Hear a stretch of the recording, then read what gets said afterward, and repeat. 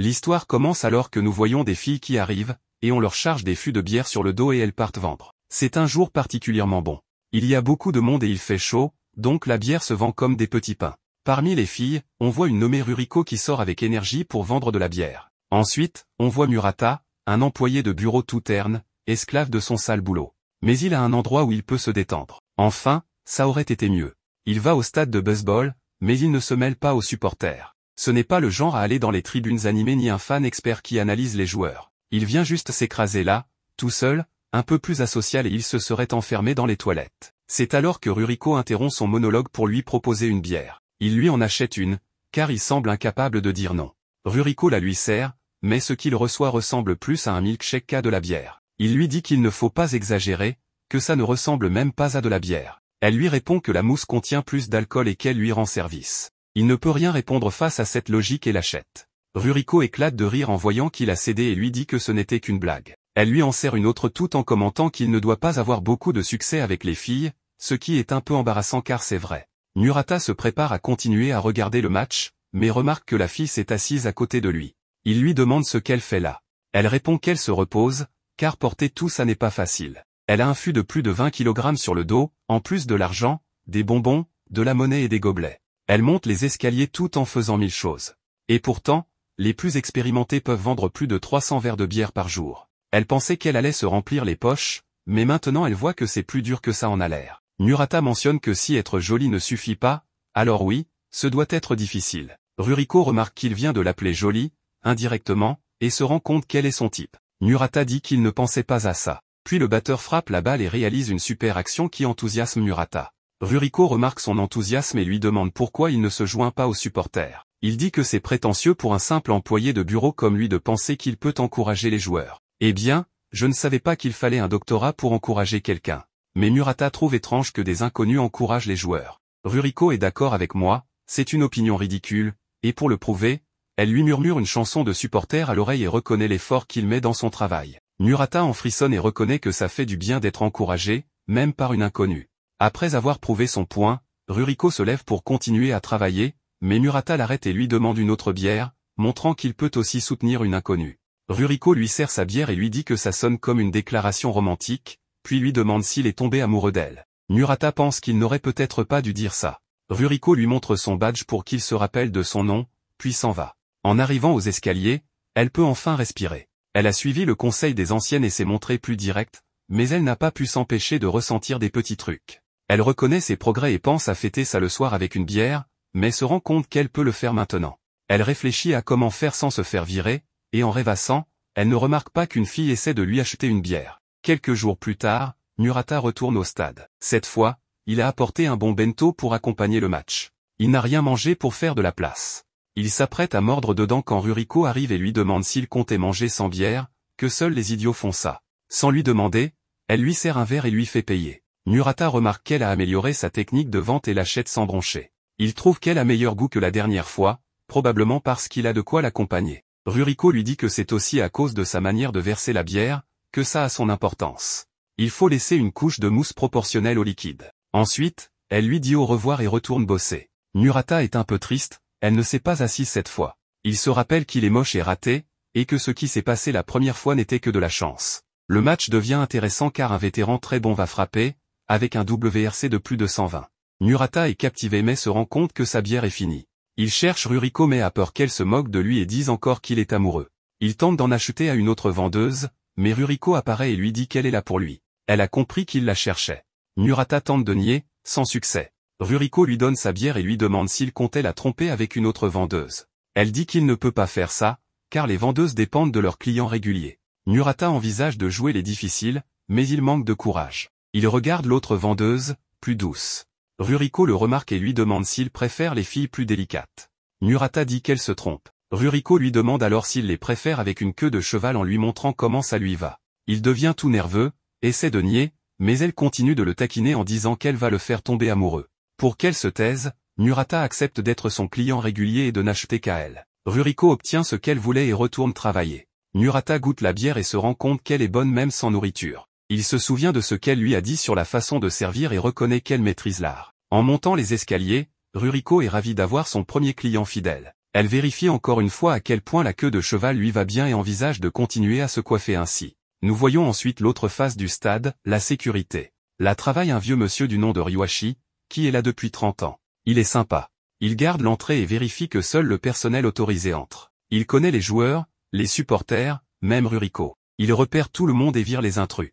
Adorable. Son tour se termine, il va se reposer et former le nouveau.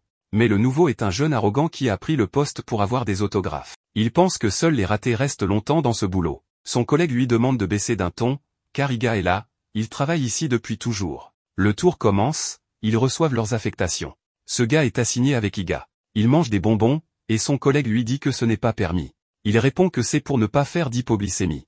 Ruriko vend quand une fillette l'appelle. Elle s'appelle Miku, a 4 ans, et a perdu ses parents. Elle fond en larmes. Ruriko la prend et l'emmène au plus vite à Iga. Après tout, elle est payée à la commission. Iga signale l'enfant perdu. Le jeune se met à dire que les parents sont irresponsables de l'avoir amené là. Ruriko le réprimande sévèrement, disant que ses paroles peuvent traumatiser l'enfant. La fillette pleure encore plus en les voyant se disputer. Ruriko la rassure, explique qu'elle la défendait, et lui montre que son nom est annoncé au micro. Iga donne un bonbon à Takimoto et lui dit de le donner à l'enfant. Il rechigne, mais Iga insiste. Il donne le bonbon, elle le mange et se calme. Iga lui dit que ses parents arrivent et qu'elle pourra toujours chercher l'homme au bonbon si besoin, bien que ça puisse être mal interprété. Takimoto a alors un flashback. Enfant, il s'est perdu dans le stade. Iga, plus jeune, l'a trouvé, lui a demandé son nom et âge, a passé l'annonce et lui a donné un bonbon. Il lui a dit que s'il se perdait à nouveau, il pourrait le chercher. Voilà le contexte. De retour au présent, les parents arrivent, remercient l'équipe. Miku leur dit qu'ils devraient jouer ensemble plus tard. Ruriko se dit qu'il vaut mieux qu'elle croie que tout cela n'était qu'un jeu et la salue militairement. Takimoto limite. Dans la salle de repos, il se change. Takimoto s'excuse auprès d'Iga, disant qu'il ne prenait pas son travail au sérieux. Il raconte s'être perdu enfant, avoir eu peur, et qu'Iga l'avait aidé. Grâce à lui, il aime encore le baseball. Iga est heureux de savoir qu'il n'a pas été traumatisé. Pendant ce temps, leur collègue et Ruriko écoutent derrière la porte, très émus. Ils réalisent que Takimoto n'est pas si idiot. Ruriko ne peut retenir ses larmes de crocodile. Dans le métro, on rencontre une femme nommée Yuki, et elle est furieuse, voire pire. Plus la station approche, plus le wagon se remplit de gens qu'elle déteste, des supporters de baseball avec leurs casquettes, leurs uniformes ornés de slogans, et leurs pancartes pour encourager leur équipe. Ils chantonnent même les chansons qu'ils vont hurler au stade. Mais qui ils croient être, ces idiots, pense-t-elle. S'ils doivent faire quelque chose d'aussi agaçant, qu'ils évitent au moins les transports publics. Elle remarque même une jolie fille en face d'elle qui lit la section sport du journal, vérifiant les statistiques des joueurs. En résumé, Yuki ne supporte pas les fans de baseball. Pourtant, elle se dirige elle-même au stade pour assister au match, comme tous ces gens. En arrivant, elle révèle qu'elle porte le maillot du joueur Kojiro. Mais ce qui l'énerve encore plus, c'est de voir plein de jolies filles encourager des joueurs plus jeunes et plus attirants que Kojiro. Ça lui tape sur les nerfs. Elle aperçoit une vendeuse de bière et décide d'en acheter une pour se rafraîchir la gorge. Surprise, c'est la même fille qu'elle a vue dans le métro, Ruriko. Cette dernière s'approche et remarque le maillot de Kojiro. Yuki, nerveuse, lui demande si elle aime ce joueur. Ruriko répond que c'est rare de voir une jeune femme porter un maillot comme celui-là, un peu comme voir une étoile filante. Yuki est de nouveau frustrée en entendant que Kojiro n'attire pas les filles les plus jolies. La raison pour laquelle Yuki est si obsédée par Kojiro, au point d'aller voir un de ses matchs malgré sa haine du baseball, c'est qu'il est son mari. Arrive le tour de Kojiro au bâton, avec 2 retraits et 2 joueurs sur les bases, un moment parfait pour briller et montrer qu'il a encore du talent. Mais Yuki entend 2 vieux derrière elle critiquer son mari. Ils disent qu'il ne vaut rien, qu'il ne pourrait même pas frapper une balle de plage, et qu'il devrait prendre sa retraite pour laisser la place à des jeunes plus compétents. Furieuse, Yuki finit sa bière d'un trait et se retourne pour les faire taire. Elle leur lance que s'ils soutenaient vraiment l'équipe, ils encourageraient tous les joueurs. Comme ils ne semblent pas comprendre, elle interpelle Ruriko, qui passe par là avec ses bières, pour demander son avis. Ruriko, un peu perdu d'être mêlé à cette dispute, répond que Kojiro a un bon WRC. Personne ne sait ce que ça signifie, alors elle explique simplement qu'il est un bon joueur. À ce moment-là, Kojiro frappe un home run, marquant 3 points. Yuki s'excuse auprès de Ruriko de l'avoir impliqué et lui achète une bière en guise de pardon. Les vieux en prennent une aussi. Ruriko sert tout le monde, amusée, en pensant qu'elle a entendu parler du WRC grâce à Murata, sans vraiment savoir ce que c'est. En quittant le stade, Yuki appelle son mari pour le féliciter et mentionne même le WRC pour lui faire croire qu'elle suit sa carrière. Quel naïf! Avant, Yuki allait au match en tant que membre de la famille et avait accès à la loge VIP, mais elle se sentait mal à l'aise si Kojiro ne jouait pas. Alors, elle a décidé d'essayer les gradins normaux pour voir ce que ça donnait. Et franchement, elle n'a pas détesté. Après le match, Ruriko continue de lire le journal sportif, espérant en apprendre plus sur le baseball. Un collègue, Koinatezumi, qu'on appellera Koinata, parce que son nom complet est trop long, la surprend en train d'essayer de s'y mettre. Il lui demande si elle a trouvé quelque chose d'intéressant. Ruriko réfléchit et lui montre une bande dessinée dans le journal. L'histoire montre deux chats, l'un explique à l'autre comment marquer 100 points en 3 manches. Étape 1, frapper un home run à la première manche. Étape 2, laisser les adversaires éliminer tout le monde dans les deuxième et troisième manches. Résultat, le score affiche 100 en 3 manches. Pas le meilleur gag du monde, mais Ruriko et Koinata éclatent de rire. Koinata réalise que la seule chose que Ruriko comprend du journal, ce sont les BD. Un autre jour, les vendeuses se préparent pour aller travailler. Sarah, une lycéenne qui bosse depuis 1 an, demande à ses collègues comment elle gère les clients qui flirtent et demandent leur numéro. Kokoro, qui travaille là depuis 4 ans, explique qu'elle change de sujet. Aona, qui a le même ancienneté, conseille de donner son compte Instagram pour gagner des abonnés. Mais la plus expérimentée, Koinata, qui est là depuis 10 ans, dit que le mieux est non seulement d'avoir des abonnés, mais de publier régulièrement pour avoir des sujets de conversation avec les clients réguliers. Ça permet de mieux les charmer. Ruriko écoute et réalise que personne ne flirte avec elle. Pire, Aona vient de commencer à sortir avec un comptable, et Ruriko se sent seule comme jamais. Pour enfoncer le clou, les filles lui demandent si on ne lui demande jamais son numéro. Blessée dans son ego, elle invente qu'un garçon, en pensant à Murata, l'a invitée à sortir. Elle lui conseille d'utiliser la technique d'Instagram et lui demande de partager son compte pour la suivre. Ruriko acquiesce, mais une fois seule, elle tente de créer un compte Instagram. Problème, elle n'y connaît rien aux réseaux sociaux. Pendant la réunion du personnel, elle continue d'essayer, mais Koinata, qui donne des consignes, remarque qu'elle n'écoute pas. Il avertit tout le monde qu'un trio de clients embête régulièrement les vendeuses et rappelle de ne jamais donner d'informations personnelles, de garder les interactions brèves et neutres, servir les bières, encaisser, point. Ruriko range vite son téléphone et marmonne qu'elle a compris, mais elle n'arrive toujours pas à créer son compte. Le match commence, et le trio de perturbateurs arrive, excité à l'idée de parler à une femme. Ils sont les idiots, et Ruriko les repère immédiatement. Il l'appelle pour acheter des bières. Elle donne le prix, sert, et suit les conseils de Koinata à la lettre. Mais l'un d'eux commence à la filmer avec son téléphone, un autre tente de la draguer en demandant son numéro. Ruriko répond qu'elle n'a pas le droit de le donner. Ils insistent, demandant où elle habite. Elle reste vague, en ville. Il pose des questions de plus en plus absurdes. A-t-elle des frères, un copain, une famille? Elle finit par lâcher qu'elle a un grand-père nommé Hidaki, 65 ans, pensant que ça n'a pas d'importance. Les trois s'excitent comme s'ils avaient trouvé un trésor. Ils demandent son Instagram, et Ruriko, exaspéré de ne pas savoir utiliser cette fichue appli, leur propose un deal. S'il lui explique comment créer un compte, ils seront ses premiers abonnés. Les types, ravis, accepte et lui explique qu'elle doit d'abord télécharger l'application et entrer ses infos. Mais Ruriko ne sait même pas ce qu'est une appli, alors ils doivent tout lui détailler. Finalement, il poste une vidéo de son agacement sur les réseaux, qui devient virale. Mais Ruriko a désormais un compte Instagram et s'amuse à l'utiliser. Une autre fille, Natsuno, est venue un jour au stade avec un ami et a été fascinée par les vendeuses de bière. Pour elle, elles étaient comme des idoles, mais au lieu de chanter ou danser, elles apportaient des bières fraîches directement à votre siège, avec leurs jolies casquettes et leurs mini-jupes sexy. Elle est tombée amoureuse de ce boulot. Naturellement, en grandissant, elle a postulé pour travailler au stade, mais il y a eu un hic. Elle s'est retrouvée à bosser dans la boutique du stade, là où on vend des repas et du poulet frit. Le patron a mal compris quel poste elle voulait, et comme elle ne sait pas dire non, elle a accepté. Natsuno voit Ruriko passer devant elle avec son uniforme stylé, et elle ressent une vraie jalousie. Au lieu d'une casquette cool, elle porte un foulard. Au lieu de montrer ses jambes en mini-jupe, elle est coincée derrière un comptoir en pantalon. C'est dommage, car Natsuno trouve qu'elle a de superbes jambes, gâchées derrière ce comptoir. Mais elle reste toujours souriante et serviable avec les clients. Elle a passé 2 ans comme ça, sans que personne ne voie ses jolies jambes. Une vraie tragédie. Un jour, le gérant la remarque un peu abattue et lui demande si tout va bien. Elle assure que oui, car elle ne sait pas exprimer son mécontentement. Pensant comprendre, il lui propose une augmentation, ce qui est terrible pour elle. Ceux qui ont eu un boulot pénible savent que ce genre de geste vous enchaîne encore plus. Le gérant croit récompenser son travail, mais Natsuno sait qu'il creuse sa tombe. Murata passe acheter à manger. Elle le sert comme si de rien n'était, mais il remarque que quelque chose cloche et lui demande si ça va. Natsuno se demande ce qu'il a voulu dire. Murata pense qu'il a été trop loin et s'en va, mais pas sans dire qu'il aime la nourriture de la boutique. Natsuno ne le voit pas comme un prince charmant venu la sauver. Le gérant, voyant qu'elle semble toujours étrange, lui demande à nouveau si tout va bien. Elle explique qu'elle est juste fatiguée après une grosse journée. Mais il pense qu'il y a autre chose et la promeut chef d'équipe, enfonçant un clou de plus dans son cercueil. En fermant, elle voit les vendeuses de bière, heureuses et fraîches, exhibant leurs jolies jambes, et rêve d'être comme elle. Mais une petite fille, Miku, passe et la remercie pour le bon repas qu'elle lui a vendu. Ça lui fait réaliser que son travail a aussi du charme, et elle décide de s'investir encore plus et d'en profiter. Bonne nouvelle, car le gérant lui propose un contrat permanent. Quelle journée productive! Denny Young, un joueur américain de 27 ans qui joue désormais au Japon.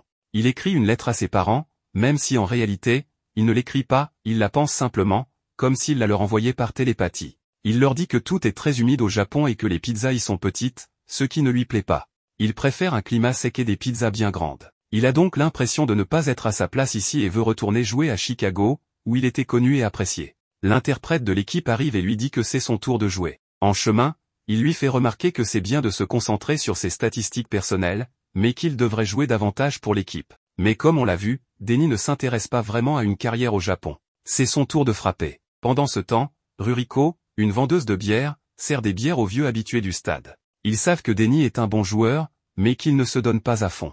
Il veut juste impressionner les recruteurs de la Ligue américaine. Donc, même s'il joue pour leur équipe, ils ne le soutiennent pas. Denny reçoit son deuxième strike pendant que Ruriko offre des bonbons aux vieux, leur rappelant que chaque fois qu'il lui achète quelque chose, l'équipe gagne. Soudain, l'un des vieux remarque que Denny les fixe alors avec un regard qui dit clairement « Je vais vous éclater la batte sur la tête ». Les vieux croient qu'il a deviné qu'il parlait mal de lui, mais en réalité, Denny est juste hypnotisé par la jolie vendeuse de bière. Il rate son troisième coup et retourne sur le banc, complètement humilié devant les recruteurs. Il obtient une seconde chance. L'équipe est menée au score, mais un joueur est sur base, donc tout reste possible. Ce joueur en profite pour voler une base au moment où Denny est censé frapper. Les vieux savent que Denny déteste ça parce que ça le déconcentre. Le joueur atteint la base suivante, mais Denny ne s'énerve pas. Il est tout sourire. Il garde les yeux rivés sur Ruriko, qui parle avec des enfants. Elle est trop mignonne. Ce n'est pas le coureur qui le déconcentre, mais la beauté de la vendeuse de bière. Il frappe alors, mais c'est une catastrophe, il se fait éliminer.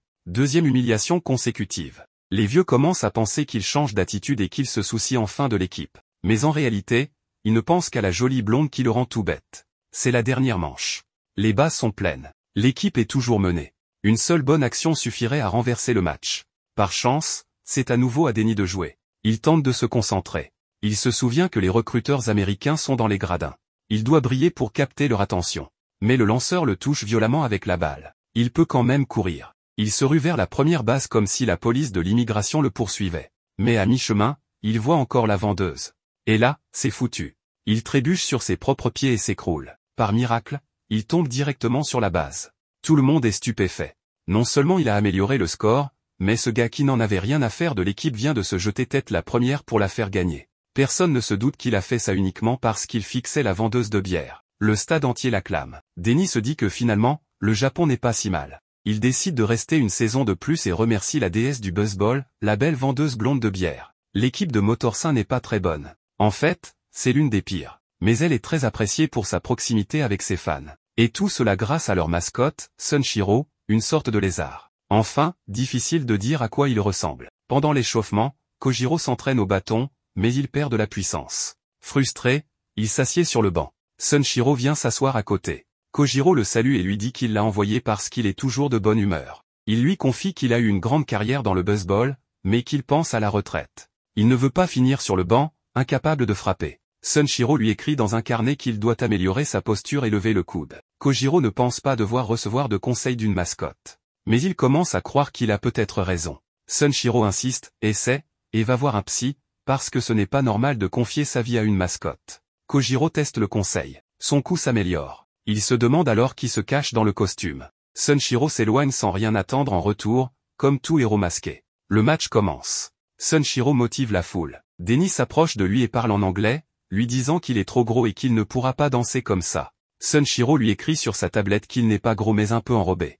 Car il s'est goinfré de pizza en apprenant que Denny reste une saison de plus. Denny répond OK, ajoutant qu'il l'emmènera à Chicago pour manger une vraie bonne pizza de taille normale. Il se rend compte que cette mascotte parle anglais. Pendant ce temps, Natsuno se détend dans le hall maintenant qu'il n'y a plus de clients. Elle se demande à haute voix si elle reverra un jour son prince charmant, c'est-à-dire Murata. Elle se rappelle que c'est un client et qu'elle n'a pas le droit de tomber amoureuse de lui. Elle se rend compte que Sunshiro l'écoute. Elle lui dit qu'elle ne faisait que penser à voix haute, comme le font tous les Japonais, et lui demande de ne pas y prêter attention. Sunshiro lui écrit un mot et le laisse sur le bureau. Il dit que l'amour est un sport sans règles, et ces mots touchent la fille. Natsuno le remercie et reconnaît que la personne dans le costume est un expert en amour. Plus tard, dans un couloir, Ruriko fait une pause. Elle est épuisée et n'a pas beaucoup vendu. Elle pense aussi à ses parents et à un bon bain chaud. Sunshiro surgit et lui dit de se remettre au boulot, on ne la paie pas pour rêvasser. Ruriko dit qu'elle prend juste une petite pause. Sunshiro lui écrit qu'elle doit changer d'attitude ou elle ne vendra rien. Ruriko est choquée.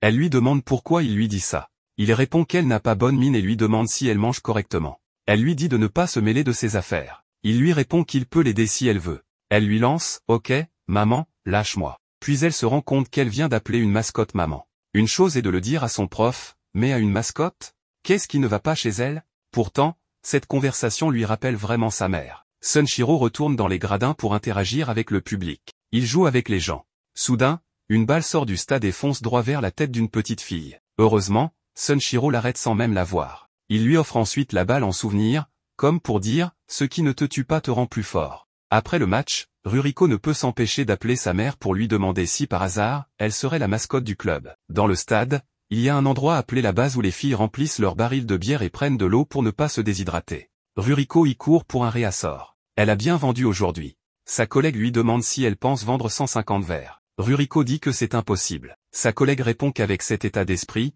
c'est sûr que non. Natsuno l'encourage à y croire. Mais Ruriko insiste, c'est impossible. Pendant le match, Denny enchaîne les fautes. Sur le banc, Murata observe et analyse ses statistiques. Il dit plein de trucs techniques mais comme on n'y comprend rien, on s'en fiche. Son boss l'appelle et lui dit que le travail pour la semaine prochaine a été avancé de 3 jours. Il lui confie la mission et claque des doigts. Murata est encore sous le choc quand Ruriko l'approche. Elle remarque qu'il a l'air démoralisé et lui dit qu'elle a une formule magique pour lui remonter le moral. Elle veut qu'il la dise avec elle, mais Murata la laisse chanter toute seule, ce qui est super gênant. Elle lui fait une remarque. Murata lui dit qu'il a 30 ans, qu'il n'est pas à une fête d'enfants. Elle lui facture 700 yens pour ce moment. Murata, incapable de dire non, paie. Puis Ruriko lui dit que c'était une blague. Un groupe de gars passe. Une fille dit que les vendeuses de bière sont très jolies et qu'il devrait essayer de parler avec elles. Mais un abruti dit que ce sont juste des vendeuses de caresses et que c'est dégradant. Ruriko l'entend et se vexe. Murata s'énerve et dit que ce qui est dégradant, ce sont ses fesses.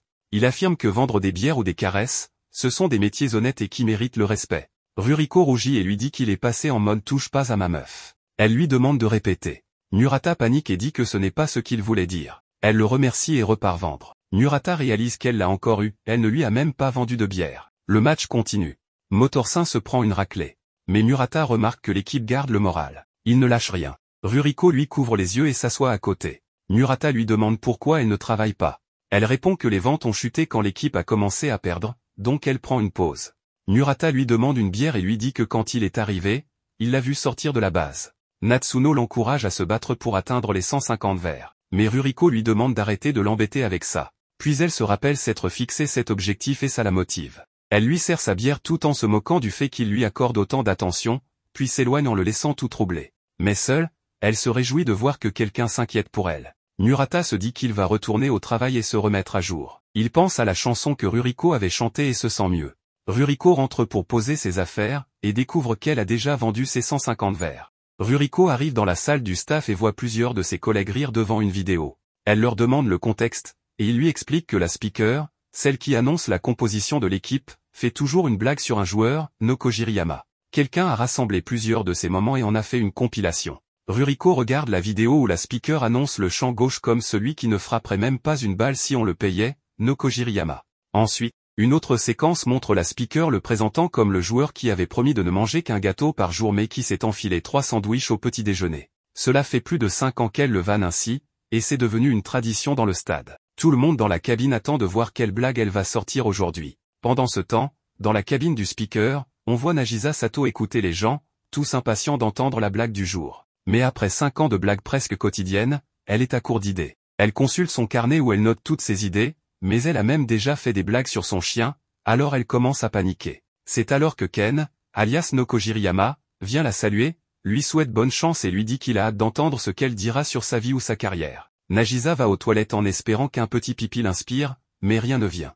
Ruriko arrivé, voyant qu'elle est préoccupée, lui demande si tout va bien. Nagisa répond que oui, tout va bien. Ruriko se lave les mains à côté d'elle. Nagisa lui demande alors ce qu'elle ferait si elle devait dire quelque chose sans savoir quoi dire. On ne sait pas pourquoi elle pose une telle question à une inconnue dans des toilettes publiques, mais elle le fait. Ruriko lui dit que la réponse est à l'intérieur d'elle-même. Franchement, elle n'avait aucune idée et a juste sorti ça comme dans un film. Mais cela aide quand même Nagisa, car cette petite phrase lui donne une idée. Elle attrape Ruriko et l'emmène dans la cabine du speaker. Ses collègues lui demandent où elle était et lui rappellent que c'est à elle de faire l'annonce. Sans rien demander à personne, même pas à Ruriko, elle entre dans la cabine. Les autres lui disent de ne pas faire n'importe quoi, qu'on ne peut pas faire entrer une vendeuse de bière dans la cabine, mais elle les ignore. Comme il n'y a plus de temps, il la laisse faire. Nagisa s'excuse auprès de Ruriko de l'avoir embarqué dans cette histoire, mais lui dit qu'elle pense que sa présence lui donnera de la force. En réalité, elle n'avait aucune autre idée, c'était tout ce qu'elle avait trouvé. Elle allume le micro et commence à annoncer la composition.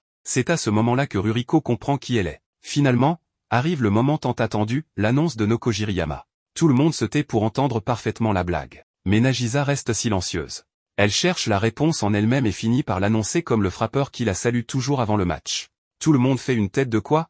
Nagisa comprend qu'elle a merdé, mais tant pis, advienne que pourra. Alors elle l'annonce aussi comme celui qui a un joli sourire. Ses collègues se rendent compte qu'elle est en plein moment de sincérité absurde et essaient de l'arrêter, mais Ruriko leur bloque la porte et leur dit de la laisser s'exprimer. Nagisa continue donc, l'annonçant comme le plus délicieux de la composition. À la fin du match, les gens ne comprennent toujours pas ce qu'il s'est passé avec la blague, mais personne n'est fâché. Elle s'excuse auprès de Ruriko de l'avoir impliquée dans son effondrement, mais celle-ci lui dit que ce n'est pas grave, on ne voit pas tous les jours quelqu'un déclarer ses sentiments dans un stade rempli. Puis, Noko Jiriyama s'approche de la fenêtre et, un moment, on croit qu'il va lui demander son numéro, mais il se ravise et lui souhaite simplement bonne chance. Quelques jours plus tard, les vendeuses assistent à leur réunion mensuelle. Pour la première fois depuis longtemps, quelqu'un a mis quelque chose dans la boîte à suggestions. Enfin, quelque chose qui n'est pas une poubelle. Beaucoup de vendeuses ne savaient même pas que ces boîtes existaient. C'est pour ça que les clients les ignorent aussi. Mais cette fois, quelqu'un a laissé 10 messages dans la boîte, tous à propos de Ruriko. Toutes ses collègues la regardent avec un air de t'es dans la merde ou qu'est-ce que t'as fait? Mais Ruriko ne se souvient pas avoir fait quelque chose de mal, ou pas assez grave pour mériter une plainte. Mais ce ne sont pas des plaintes. Le chef commence à lire les écrits, et ça dit des choses comme « La bière de Ruriko est la meilleure »,« Ruriko est une raison de plus de venir au stade »,« Ruriko est super bonne », etc. La fille est au bord des larmes de bonheur. Comme c'est anonyme, elle ne sait pas qui a écrit ça, mais ça doit être un vrai fan pour avoir pris la peine d'écrire tout ça. Les filles se demandent qui ça peut être, et Ruriko pense à analyser l'écriture pour deviner l'âge ou le sexe. Malheureusement, celui qui a récupéré les papiers les a mis dans la poche de son pantalon, qui est passé à la machine, alors les feuilles sont toutes froissées, presque illisibles. Impossible d'analyser quoi que ce soit. Ruriko est à la fois heureuse et intriguée. Elle veut savoir qui a écrit ces mots. Elle sort pour vendre, et les deux vieux lui achètent une bière. Elle les sert avec méfiance, se demandant si ce sont eux. Puis Yuki lui achète 2 bières et lui demande de s'asseoir près d'elle pendant que Kojiro frappe, parce qu'elle pense que Ruriko lui porte chance. Ruriko se demande si ce serait elle. Ensuite, elle sert le trio de mecs bizarres. Ils lui disent qu'ils la suivent sur Insta mais qu'elle ne poste rien en sous-vêtements ni en pied. Elle les fusille du regard, ce qu'ils méritent amplement. Puis elle sert les parents de Miku, qui lui disent que leur fille veut un uniforme de vendeuse de bière comme le sien. Miku dit que plus tard, elle veut être vendeuse de bière ou de Sunshiro, selon ce qui est dispo. Elle croise aussi le vieux relou qui ne lui achète jamais rien, mais ne la quitte jamais des yeux. Après un bon moment à scruter tout le monde, elle ne découvre toujours pas qui a laissé les lettres. Mais elle réalise qu'il lui reste une personne à vérifier. Pendant ce temps, dans son coin désert où même les mouches ne vont pas, Murata regarde le match. L'équipe perd lourdement, alors que ça vient à peine de commencer. Mais il ne se décourage pas, il espère que son équipe renversera la situation. D'ailleurs, l'an dernier, il perdait encore plus mal. Donc cette année, c'est un peu mieux. À ce moment-là, Ruriko apparaît et le fixe, essayant de voir si c'était lui. Murata, pris de panique, cache sa surprise et lui demande une bière. Elle l'ignore et lui demande s'il a quelque chose à lui dire. Il ne comprend pas. Elle lui demande s'il est amoureux d'elle. Il panique à fond et lui demande si elle sait un truc. Ruriko lui dit d'oublier, puis s'en va toute déçue, mais lui affirme qu'il ne pourra pas échapper à ses talents de détective. Murata se rend compte qu'il est à sec de bière. L'enquête est dans une impasse. Elle va remplir son sac quand Nakezumi arrive pour lui parler. Ruriko lui dit de ne pas la déranger, qu'elle est en pleine enquête. Mais il lui dit qu'il sait qui c'est ou plutôt, qui pourrait savoir. Il l'emmène voir Takimoto, le vigile du premier épisode. Il lui demande s'il sait quelque chose. Il leur dit qu'il était justement près de la boîte quand quelqu'un y a mis un papier. Et même si c'est censé être anonyme, il est prêt à trahir cette règle pour le bien de l'histoire. Il dit que les lettres venaient d'une vieille grincheuse avec des lunettes de soleil, qui a écrit que Ruriko lui porte bonheur, de 2 vieux messieurs qui la remercient de bien servir la bière, d'une petite fille perdue dans le premier épisode et de sa mère qui ont écrit qu'ils l'aimaient, d'un vieux solitaire qui a écrit que Ruriko était super bonne, du trio de lourdeaux qui ont dit que leur nuit était meilleure depuis qu'ils la connaissent, et enfin d'un employé de bureau mal rasé, d'environ 30 ans avec une probable dépression chronique, qui a juste écrit que Ruriko était une raison de plus de venir au stade. Voilà les 10 lettres. Ce n'était pas une seule personne. Ruriko ne peut retenir ses larmes en découvrant que tous ses personnages secondaires la soutiennent et l'aiment autant. Nakezumi lui dit simplement d'aller se laver le visage avant de retourner bosser. Pendant la mi-temps, Murata va s'acheter un poulet frit. La fille le regarde comme une fan devant son prince charmant. Murata remarque qu'on lui sert plus de poulet que prévu. Il suppose qu'on le trouve affamé et que c'est une façon d'être charitable. Dans les escaliers, il croise Ruriko qui le cherchait depuis un moment. Elle l'accompagne à son siège et lui demande s'il veut une bière avec son poulet. Il lui dit qu'il en voulait depuis un moment. Ruriko est tout sourire et lui dit qu'elle offre un petit extra aux clients fidèles. Murata trouve qu'elle agit bizarrement aujourd'hui. Elle lui sert sa bière, et en voyant qu'elle a servi la même quantité pour le même prix, il lui demande ce qu'il en est de l'extra. Ruriko le regarde et lui dit merci, et voilà, c'était ça l'extra. Elle lui demande ensuite son âge. Il répond qu'il a environ 30 ans, et réalise que le vigile a vraiment l'œil pour deviner ça. Le match se termine, et les Motorsins gagnent. Ils ont réussi à renverser la situation grâce à Kojiro et Denny. L'Américain fait son discours de remerciement, puis le traducteur résume sa part, « Merci beaucoup. Je n'aurais pas pu le faire sans vous. » Kojiro remercie sa femme qui regarde le match depuis la maison, sans savoir qu'elle est en fait dans le stade, en train de pleurer d'émotion. Murata pense que l'équipe s'est beaucoup améliorée depuis le début de l'anime, et il se demande s'il ne pourrait pas, maintenant, devenir champion. À la fin du match, Ruriko range les lettres dans son casier. Même si elles sont un peu abîmées, elle les garde précieusement, même celles du trio relou. Murata peut enfin retourner au stade. Il avait eu une semaine chargée avec sa vie de salarié, remplissant des rapports, déjeunant dans ses tupperwares qui sentent l'œuf et buvant du café bon marché. Mais enfin, il peut se libérer de tout ça et aller au stade, où il laisse tout derrière lui. Son moment préféré est quand il traverse le couloir menant au terrain et franchit la lumière éblouissante pour voir tout le stade rempli. Cela le fait se sentir vivant, vraiment vivant. Il s'assoit et soupire, soulagé de laisser le boulot derrière lui, mais il ne s'attendait pas à ce que le boulot ne reste pas derrière. En fait, il est juste à côté de lui, sa nouvelle collègue, une jolie fille appelée Shimizu. Shimizu est assise à 2 sièges de lui et, pour couronner le tout, elle le reconnaît et le salue. Impossible de faire semblant de ne pas la voir. Apparemment, elle aussi est fan de baseball et lui propose de regarder le match ensemble. Il la prévient qu'il est très ennuyeux, espérant que cela la fera fuir, mais ça ne marche pas, car apparemment, elle non plus n'a pas peur des vieux. Il cherche une vendeuse pour acheter 2 bières et appelle une qui passe par là, c'est Ruriko. Elle est contente de le revoir, mais quelle surprise de voir qu'il n'a pas demandé une, mais 2 bières, une pour lui et une pour son accompagnatrice. Elle commence à les servir en se demandant d'où sort cette grande perche. À ce moment-là, Kojiro frappe une balle, mais l'autre équipe l'attrape et il est éliminé, ce qui déçoit Shimizu.